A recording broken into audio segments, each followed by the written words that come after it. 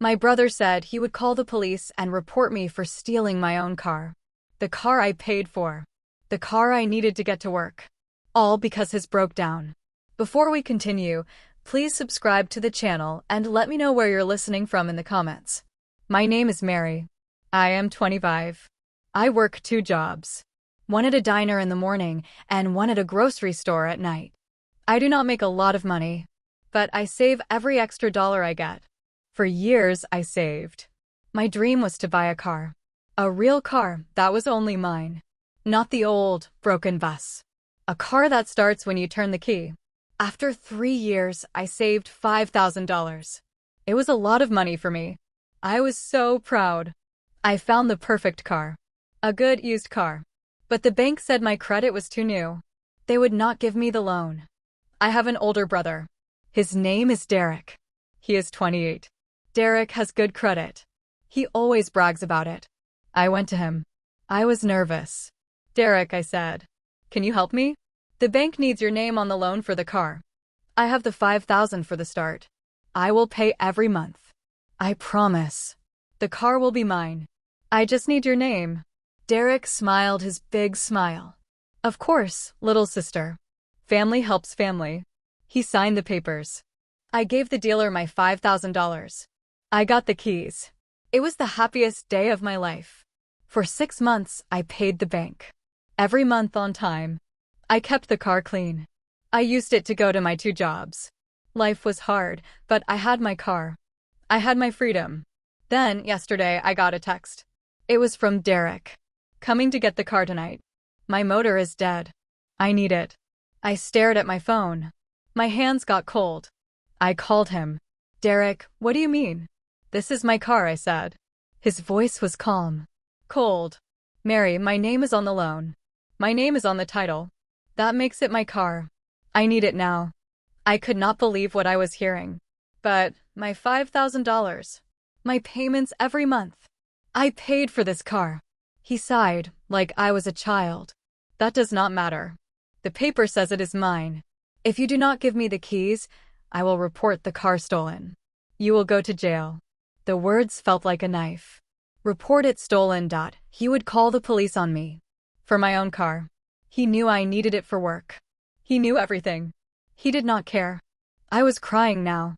You are my brother. How can you do this? I need a car, he said, simple as that. And technically, it is my car. So I am taking it. Be home at 7. He hung up. I sat in my car, and cried. I felt so stupid. I trusted him. I believed in family. I gave him my $5,000 and he used it to own me. Then, my phone buzzed again. It was our family group chat. My mom was writing. Big family dinner this Saturday. Celebrating Derek's new promotion at the warehouse. So proud of my son. A promotion at the warehouse. The job helped him get. I wrote his application for him. I bought him the new shirt for the interview. I looked at the text. I looked at my car keys. My tears dried up. A new feeling came. It was cold and hard. It was not sadness. It was clarity. He wanted to take my car in the dark. He wanted to hide what he did. But on Saturday, in front of the whole family, he wanted to be the hero. The successful son. He could not have both. I wiped my face. I had a plan. It was not a loud plan. It was a quiet one. He wanted to play a dirty game in the shadows. I would play a smarter one in the light. I would give him the keys tonight. And I would go to that dinner on Saturday. He thought he was taking my car. He had no idea he was handing me the microphone for his downfall. After Derek took my car, the house felt very quiet. I was not sad anymore. I was empty. And in that empty space, a new Mary started to grow. A Mary who was done crying. A Mary who was ready to fight back. I called Derek the next day. My voice was soft and shaky on purpose. I wanted him to think he had won. Derek, please, I said. Can we talk about the car? I really need it. He laughed. It was a mean sound. Talk about what? The paper says it's mine. Stop being a baby, Mary. You should be happy you could help your brother. I was recording the call on my old phone. Every word he said was going into it. You helped me with the down payment, remember? I said, leading him. My $5,000? That was a gift, he said, his voice easy. You don't ask for gifts back. And those little payments? That was just you paying me rent for using my car. Rent for using my car. I wrote those words down on a notepad. I circled them. After everything I did for you? I asked, letting my voice crack. You're my sister. That's your job, he said, and then he hung up. I looked at the recording saved on my phone. It was perfect. He said everything I needed him to say. Next, I went in my pile of important papers. I found the bank statement that showed my $5,000 transfer to the car dealer. I took a picture. I printed out 6 months of my bank payments to the car loan. I made a neat stack. Then, I did the big thing. I opened my laptop. I made a new spreadsheet. At the top, I wrote, what Derek owes me. I started going back. Way back. 2 years ago, when I paid his $300 phone bill so his service wouldn't get cut. I put it on the list. Last year, when I gave him $500 for his rent because he spent his money on a new game system. I put it on the list. The $150 for his interview shirt. The $40 for gas every week for a month. The $200 for his dentist copay. Line by line, my life came back to me. All the times I went without so Derek could have what he wanted. All the money I saved for my car that went to his problems first. The number at the bottom of the spreadsheet made my heart stop. It was more money than I had ever seen in my life. All of it gone. Given to him. I printed the list. 10 pages long. It felt heavy in my hands. My final move was the key. Before I gave Derek my car key, I went to a locksmith. I paid for a copy. Just a spare, I told the man. He made it for me. This key was my secret. It meant the car was never really his. Not completely. Saturday got closer. The night of the big family dinner. My mom texted me every day. You're coming to celebrate your brother, right, Mary? Oh yes, Mom, I texted back. I would not miss it. The day before the dinner, I saw Derek. He was at the gas station, putting fuel in my car. He was wearing new sunglasses. He looked happy. He did not see me watching him. I did not feel angry watching him. I felt calm. I had everything I needed in my bag. The recording. The bank papers. The 10-page list. I dressed carefully for dinner. I wore a simple, nice dress. I looked like the good, quiet sister. I put all my proof into a plain folder. I put the folder in my bag. I drove to the restaurant with a friend. I did not have a car, but I had a plan. I walked into the restaurant. It was loud and warm. There was my whole family at a big table in the middle, laughing. And there was Derek at the head, holding a glass, smiling his big smile. He saw me and gave me a little wink. The wink said, I won. Be quiet. I smiled back at him. My smile said, the game just started. I sat down next to my cousin. My bag with the folder was on my lap. My heart was beating loud, but my hands were steady. Derek stood up to make a speech. He talked about his promotion. He thanked our parents for their support. He said he was so blessed. I looked around the table at all their proud faces. They had no idea what was coming. He raised his glass. To family, he said. Everyone raised their glass. To family, they repeated. I picked up my glass of water. I did not raise it. I just held it. I waited for him to finish. I waited for my turn to speak. The room was about to learn what family really meant to Derek. And I had the receipts to prove it. Derek finished his toast. Everyone clapped. He sat down, a king at his table. That's when I stood up.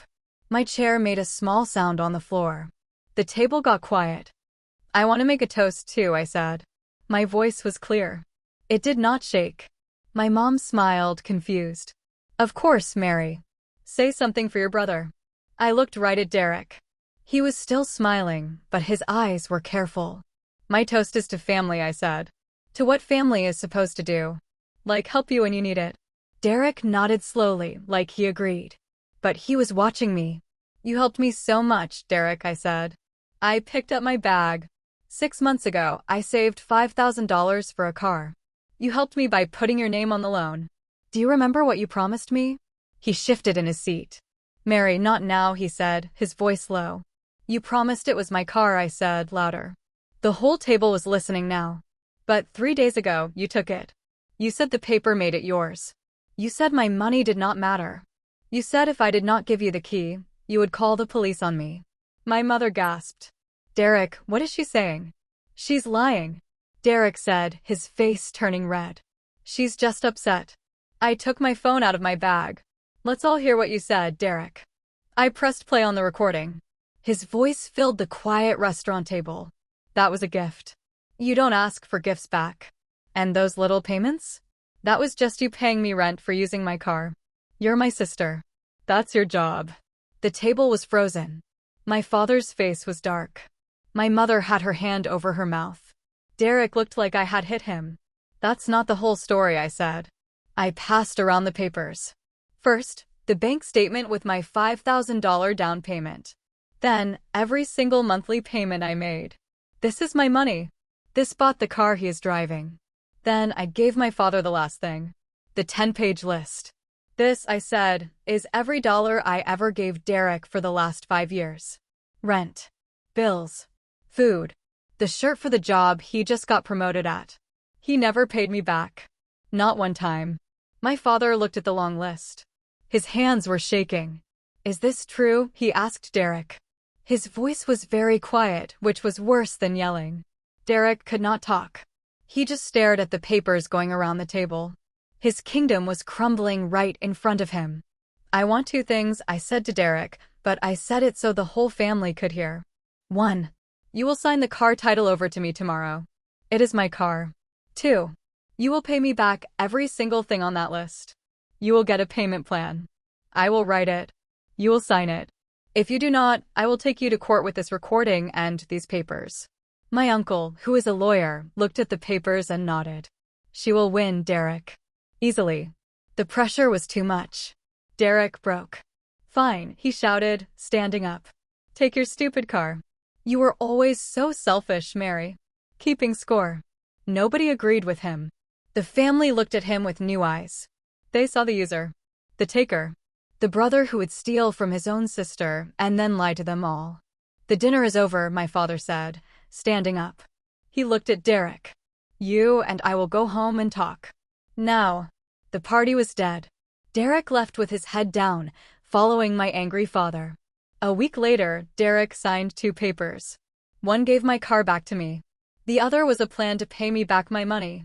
I sold that car and bought a smaller, older one with only my name on the title.